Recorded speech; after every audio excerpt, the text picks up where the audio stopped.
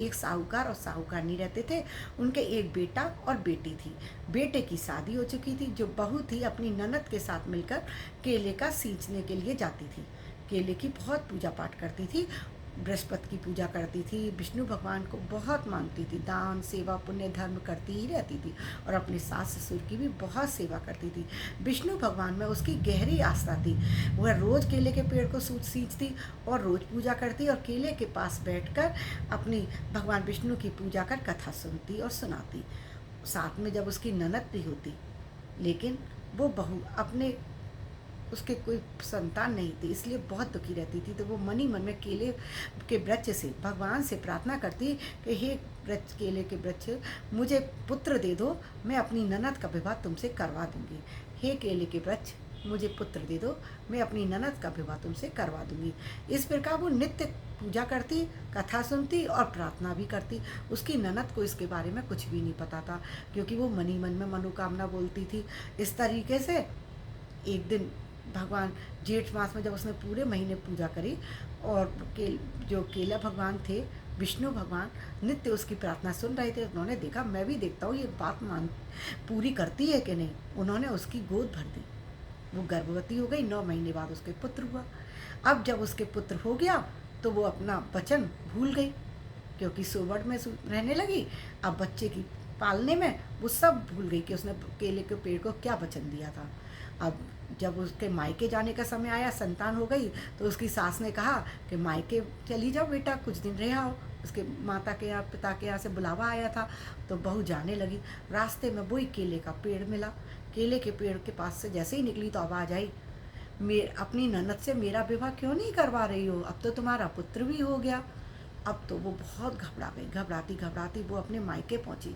मायके में सब लोगों ने पूछा, क्या बात है बेटा, तू इतनी परेशान क्यों है। लेकिन उसने वहाँ पर भी कुछ नहीं बताया और दुखी दुखी रहने लगी। सब लोग बड़े बार बार पूछें, लेकिन वो वहाँ पर उसका मन ही नहीं लग रहा था। दूसरे ही दिन वो अपने घर लौट आई। इस बार लौटते समय उसने दूसरा रास्ता पकड़ा। वो उस रास्ते से वापस ही नहीं आई, क्योंकि उसे डर लग रहा था केले के बच्चे फिर से उसे न रोक लें। दूसरे रास्ते से लौट के घर आ गई। अब बहुत परेशान रह रही थी। सास ससुर भी पूछते, पति भी पूछता, क्या बात है, तू क्यों खुलती जा रही है, क्यों सूखती जा रही है, क्यों इतनी दुखी रहने लगी है। लेकिन वो कैसे बता दे कि उसने एक वृक्ष से अपनी ननद के विवाह की बात कही है। एक दिन क्या होता है कि सास ससुर कहते हैं कि बहू, तुम्हारा भाई आया है बाहर। मुंह बोला। बोली, मेरा मुंह बोला भाई। बोली, हाँ, बाहर कोई मुंह बोला भाई आया है। सास ससुर के बात सुनकर वो जल्दी से बाहर जाती है। तो कहती है, नहीं नहीं, मेरा कोई भाई नहीं है। तो केले का वृक्ष बना जो पुरुष रूप था, युवक था, वो उसके पास आकर कहता है, बहन, मैं केले का वृक्ष हूँ और तुमने तो मुझे भूल गई पुत्र होकर, है ना। और मैं तो सब याद रख रहा हूँ तुम्हारा वचन। तुमने कहा था मैं तुम्हारी ननद से विवाह करवाऊंगी। तो मैं तो खुद आ गया तुम्हारे घर, अब करवाओ मेरा विवाह। अब बहू के तो बिल्कुल हाथ पैर शून्य पड़ गए, कुछ ना बन बोली।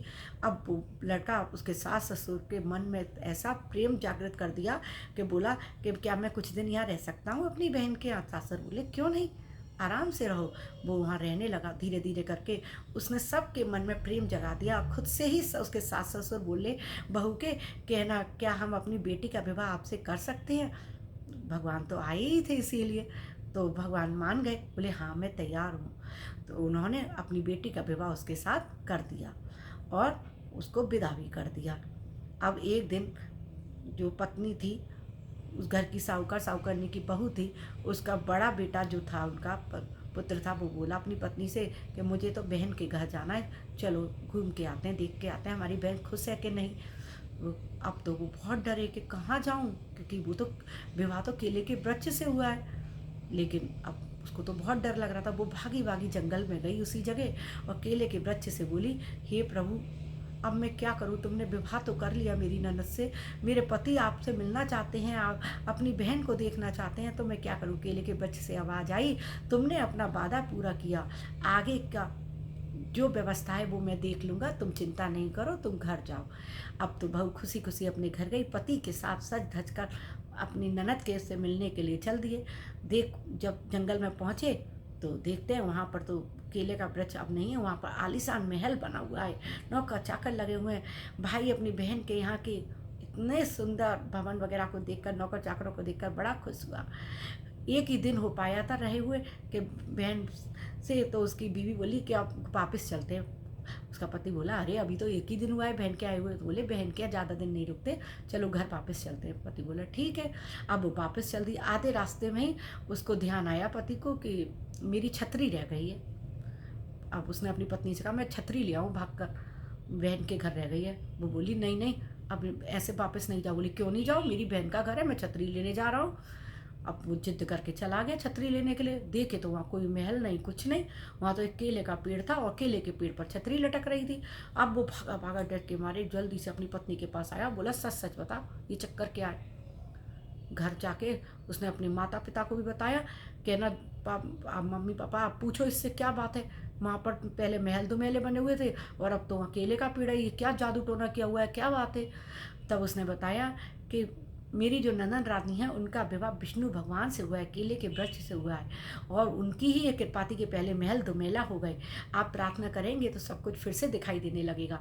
अब सब माता पिता ने सब ने विष्णु भगवान से पुकार लगाई और जब उस जगह पहुँचे तो दोबारा महल बसे हुए हैं। अपनी बेटी से मिले। बेटी बोली हाँ मैं तो बहुत प्रसन्न हूँ क्योंकि विष्णु भगवान ने मुझे स्वीकार किया है पत्नी रूप में। जैसे केले के सींचने से उस ननद का उद्धार हुआ, उसको विष्णु भगवान जैसा वर मिला और उस भाभी को पुत्र प्राप्ति हुई, ऐसे ही केले भगवान विष्णु भगवान सब पर कृपा करना। तो जेठ के महीने में केले के पेड़ को सींचने की कहानी का बहुत महत्व सुनने का। जो इसको कहता है, सुनता है, सुनाता है, उसको बहुत पुण्य की प्राप्ति होती है। तो आपको मेरी ये वीडियो अच्छी लगी हो तो मेरे चैनल पर बने रहिएगा, और मेरे चैनल को अभी तक आपने लाइक और सब्सक्राइब ना किया हो तो प्लीज़ लाइक और सब्सक्राइब कर दीजिएगा। अभी के लिए विदा।